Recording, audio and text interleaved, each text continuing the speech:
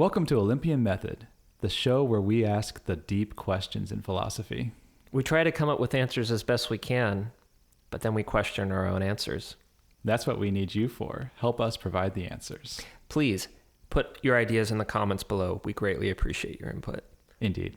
Now, Wolf, the last chapter was pretty compelling. I'm sorry I went on a couple of tangents, but I want to turn it back to you, which is, Sure. Do you think that it's, and forgive me if I don't use your exact wording, but do you believe that it's possible to have an understanding of morality through reason alone? I think it's partially possible. So I think that you can at least use logic to figure out whether your moral reasoning is like consistent, whether it actually follows from the premises you believe, whether the outcomes or the results should be achieved. But I think the challenge is this goes all the way back to the very first episode we had where we talked about my method for doing philosophy, and it relies on you figuring out what are those fundamental like core beliefs that you have that are actually building up your value system. And that is a very hard challenge. But if you're able to deduce what those are, I think you'll find that there are actually paradoxes and logically inconsistent things, because there really isn't a way to have, to my knowledge, a system that provides adequate answers for all possible moral questions. There's always going to be some gray area, some scenarios that aren't accounted for by whatever system you're using, right? So I think that part of it is the part that's hard to answer through logic. And that's where you get some of the toughest questions in philosophy, where you have to sort of weigh different interests against each other and determine you almost have to decide like who's more important or who deserves to win in a given scenario, right? Right. And what I hear you saying is that contextual anomalies greatly complicate the question of morality. Right.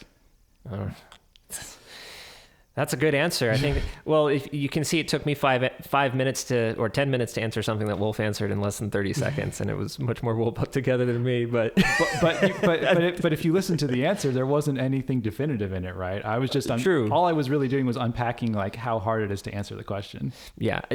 Something that pops into mind is, it's like when you think about reason, what is reason? You almost have to answer that question too. You're asking like, can morality be defined by reason? But what is reason? I mean, It's really... Well, I have a certain bias because I tend to be very logical and very like, I think through reason a lot. So to me, it's like, of course, everyone just thinks that way, right? But right. It's not the case. Well, And I'm also I'm biased in thinking that I am using reason or using logic when I am not necessarily doing that, and I'm manifesting certain biases that I have or certain dogmas that I have that I think are deduced logically, but if I dig deeper, I'll find they're not necessarily the case. Right. So how much of the dogmas and beliefs you have are because you've consciously arrived at a reasonable conclusion about them, or because they've been imposed on you by, say, parental structures, society structures from a young age, right? Or even biologically implicitly understood in your own wisdom. Exactly. This brings me, when you mentioned dogma, it made me think of Peterson and Harris, and I think one of your questions had to do with religion. Is this a good time to go into that? Let's work our way gradually into it. We'll get there. Let me start you off with a question here. So, do our desires reflect our morality? Oof. So do we aim at what we consider good? Is another way of asking that question. Well, I think that. Well, so here's the thing. So our actions don't always match up with our desires to begin with, right? Like we might desire to be morally virtuous, say, and I don't mean to say in a Christian context, but just because we're not going into religion yet, but just for the purpose of argument, you might desire to be good, to aspire to follow, say, the 10 Commandments, but maybe your actions don't necessarily play that out necessarily. Yeah. So one thing that makes, in my opinion, like humans as rational thinking beings separate from the rest of creatures, what we ascribe, one of the things that we consider ourselves special in is that we don't just have wants and desires like all creatures do. We have what I would call meta wants. We have desires about our desires, right? We can want to change what we want. I want you to want me. but you get what I'm saying? Right, yes, of course. That's part of the process that allows us to think about our thoughts, which is a very unique thing that humans do. It is, although it goes back to communication, though. I mean, so I think we understand how we communicate better than how other animals communicate. Mm-hmm. But for example, I don't know if you're familiar with plant biology at all, but apparently there's this type of fungus that grows in the Midwest or southern region of the United States, and it's all very interconnected. Basically, it's like a moss or an algae that works in between the roots of these different tree systems and actually helps communicate with trees. Like if one tree is getting chopped down or it's burned, it actually sends pain signals through this entire fungal mass, and the mass can be like miles and miles long. Wow. And lets like other trees know like there's like one member of the pack that's like in pain, so to speak. That's as best as my memory can deduce. It's almost like a hive mind or like a higher form of consciousness among the like individuals, right? Right. And what's coming to my mind is that many of the topics we've discussed about are not necessarily mutually exclusive. You can't necessarily put everything in the realm of dogma, of mind, of perception. I talked about in the first chapter of this that we're not necessarily trying to separate all the interrelated concepts here, because academics can attempt to do that, but at the practical level we want to have our discussion, it's not worth doing. Absolutely. So back on track with your question. Yep. I'm doing the best I can with my ADD mind. You're doing a good job, by the way. Thank you. I'm just putting myself back on track. Can morality be in line with our desires? Is that more or less correct? Yeah, I'd phrase the first question was: do our desires determine our morality? Do our desires determine our morality? I think they inform our morality. Mm-hmm. I'm going to talk about Carl Jung again. He talks about shadow, and Freud did too, about id concepts like lust and the need for violence, which I think are kind of intrinsic desires in all of life. Actually, the desire to reproduce and the desire to dominate other life forms. Mm-hmm. Most social structures rely on some sort of power hierarchy or dominance hierarchy, mm-hmm. wherein you first have to show proficiency in violence, and then once you've established that you're the dominant alpha, then you get access to mate selection. Mm-hmm. It's a very base nature. Freud talked about that a lot. But I think that a lot of the morality structures that I know that are in place in various cultures are actually meant to sort of help encourage curbing of those intrinsic desires, or at least controlling them in a certain way. Mm-hmm. So for example, I mean, the 10 Commandments, there's a saying like, thou shalt not commit adultery. Right. And I think that was potentially informed by our implicit, biological tendency towards, getting jealous when we know that our spouse or our significant other is having, sharing with somebody else what we once shared with them. Well, it's also about sort of ensuring the continuation of your own genetics, right? Right. So I think it's informed by reproduction about biology, right? So it kind of begs the question. It's like, well, would it be as immoral if it was done in a context where reproduction wasn't involved? But I think regardless of whether that functionality was there, we'd still feel the jealousy. You know what I mean? Well, yeah, because then it still comes down to like a basic fairness principle, right? Mm-hmm. And sort of the stuff we talked about with like cheating and stealing and things that aren't necessarily reproductive in nature. Right. But then, so back to that point, you maybe you'd want to, if you did find out that somebody, that your spouse was cheating on you, maybe you'd want to kill, you might have the inclination to want to kill them or the person who did it. Well, not saying you'd act on it, but you'd feel that way perhaps. Well, yeah. So then it comes down to like, how do you define justice in certain scenarios, right? Like what's the equivalency in terms of when you have a wrong on one side? I mean, there's a lot of theories that two wrongs don't make a right in many senses. And like, where do we get that? Because there's an older form of justice, like eye for an eye type of style that seems to have outlived its usefulness in many ways in our current culture, right? So I want to go back to the question I asked and sort of flip it and rephrase it so we can move the discussion on a little bit here. Okay. So we've already said that your desires can definitely inform your morality, but on the flip side, do you think is it possible for someone to want or desire something that they, in their morality, they think is evil? I think that would imply that they are conscious that what they are reaching for is in their own mind evil. Well, so that implies that there has to be some nature of evil that is different from what's that like ingrained nature, or what ensures because if evil is defined by sort of that survival mechanism or what ensures your survival, you would think we'd have that programmed into us. We wouldn't be able to desire things that, like, in terms of our instincts, that would run counter to that necessarily. But it seems to me like the world we live in, it is possible to have people desire things, whether we can argue over whether they consider them evil in their own minds or not. But I think it definitely is possible. Well, I think what you're describing, almost that kind of evil, sounds like nihilism, which is almost the absence. It's the absence of a goal towards good.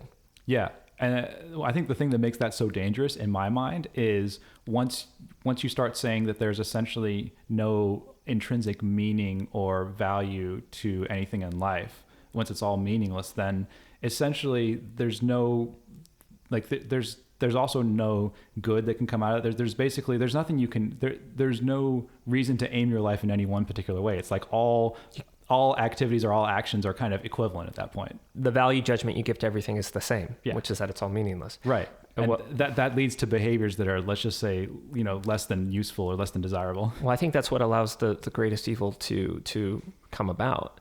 I mean, Peterson writes so much about this, which is why I think he's so compelling to this discussion, is that when, like, you look at the Columbine shooters, for example, right. some of the notes of their intentions were publicized, and they were basically nihilists. They believed that all of humanity had evil, that it should all perish from the earth, and that they were doing like a service to the world by getting rid of us. Yeah.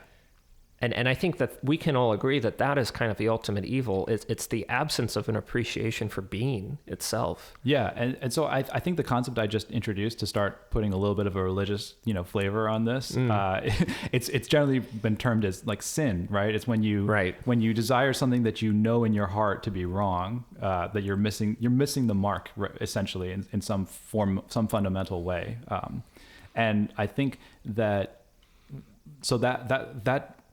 that system of belief has obviously been, it's produced good outcomes in certain scenarios, but it's also depends on what you define as the morally good and the morally evil. You can still sort of change the benchmark in some ways to allow for certain activities that we may not necessarily see in the same way. So, like, for example, if you believe that a religious crusade, and that wiping out your non-believers, for example, might be seen as morally appropriate, or even like justified, or maybe even it's your cause or your mission, right, in life. So I think we have to be careful here with whether that dogma is necessarily leading you down the right path or not. Right. Well, isn't that just the fundamental question that we're all somewhat trying to answer? Yeah, but I think I'm just trying to approach it from a lot of different angles, because I'd said at the beginning, we're not going to try and give a definitive answer. And I don't think there might be a definitive answer for one individual, but the value in reaching that, it's only useful to that one individual necessarily. I think the more useful discussion for philosophy is around how do we analyze the problem, and sort of how do we think about it more carefully. Yeah. And it always starts back, just ask what is good, what is evil, what does it mean to be, what's the proper way of being in the world. And we think of proper as kind of being equated with good. But I had a question I wanted to ask you, which is if I ask you to just define something as bad, wrong, and evil, this was a question you asked previously. Yeah. Like, what's an example of three of those, just off the top of your head? What's a bad action? What's a wrong decision? What's an evil decision? Yeah, I think evil is kind of easy, because we can come up with some of the most extreme examples of those. And I think there's also a lot of overlap between those, for sure. So let's see here. So maybe, wow, you're almost stumping me on this one. So I guess it depends on whether you want to look at it on an individual basis, or if you want to look at it like in a larger context. And then we're talking about actions by humans, or by people in this case? Yes, absolutely. Okay, and I think maybe let's simplify it to the level of the individual, or at least a small group of people. Okay. let's see. So, because I think that it depends if you want to reach outside that world of just humans, like within nature, there's, I think, a different connotation. We talked about this in like one of the earlier chapters about what's considered good, bad. And usually there's not a notion of evil unless you say that, like, you know, there's some sort of evil entity controlling nature and causing evil to occur, right? Yeah, well, that's another Descartes idea. Yeah, exactly. But so going back to on the individual, like smaller scale side of things, so we're talking about evil versus bad versus wrong. Were those the three? Mm-hmm. So I think wrong to me it's kind of like, it kind of has a legal connotation to it. So I think it's wrong is kind of when you're breaking the rules of the system that everyone's agreed to live by. The set of rules that everyone plays their games by, so to speak. Essentially, yeah. So I think that's what I would attribute wrong to be. So that would be something like you're cheating, like stealing from someone might be wrong, yeah. But it might not necessarily be evil. Let's just say you did that, but you like stole in order so you could like survive. You were in some desperate situation or something like that. It might still be wrong, but it might not be evil. Right. So that's one scenario I can think of. I think evil is pretty easy because, like I said, we can come up with extreme examples of like murder, which we generally don't describe that as just being bad. We usually think of that as being sort of more extreme, right? Mm-hmm. As for bad, I think I would say bad would be, for me, a category of things where it's like harmful purely to yourself, to your own personal progress. So like maybe if you, if you have like, maybe wasting your potential is something that might be considered bad as an example. So if you have like a very highly developed intellect, but you don't use it, then that might be something that's bad, but it's not necessarily wrong or evil. Right. Well, that brings me, there's an idea of good and evil in the Eastern tradition, which is about having knowledge versus lack of knowledge. Okay. So it's bad. What you outlined is almost like someone has potential, but they don't know how to manifest it. They don't have the knowledge of how to manifest. Yeah. And I don't think there's a clean separation like I'm trying to make it. I'm just trying to, as best I can, orient myself towards what sort of vaguely falls into those categories. Mm-hmm. This kind of does tie back into the religious question, though, because you asked, it makes me think of Genesis, kind of what you said, too, where the story of original sin, where Eve takes the apple from the serpent and therefore gains the knowledge of what is good and evil. That's the original sin. But what's interesting is that as far as the... Yeah, writing, but so do we want to discuss why that was a sin necessarily? Because I think that's an interesting question.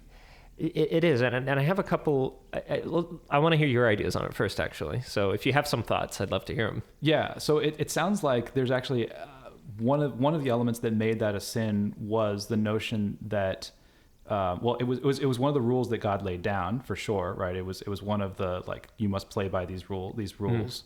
But I think one of the reasons why it was laid down is that knowledge was considered.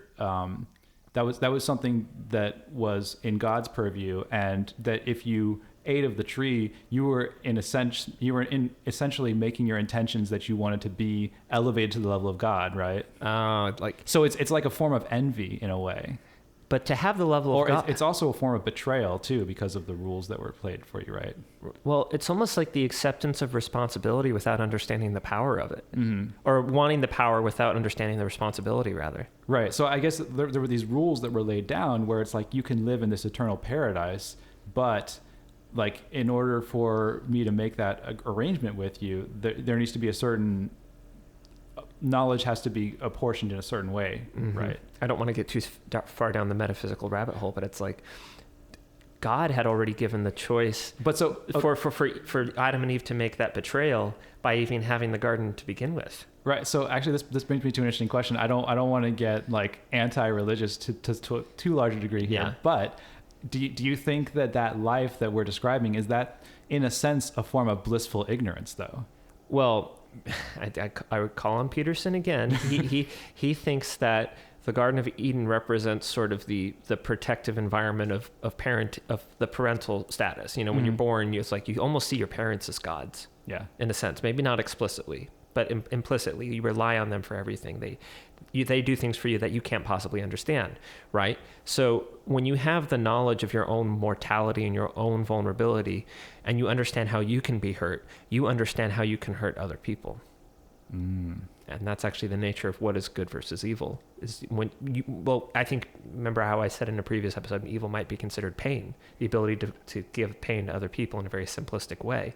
But if you encounter pain in your own life, you're like, hey, that hurts me, that can hurt other people too. And if your intent is to hurt other people for your own benefit, that could be seen as evil in a Judeo-Christian sense. For sure. I like where you're going with that. I think we're gonna wrap up the religious part of our discussion there. That's a good place to end. Wolf, Pleasure as always. Thank you, sir.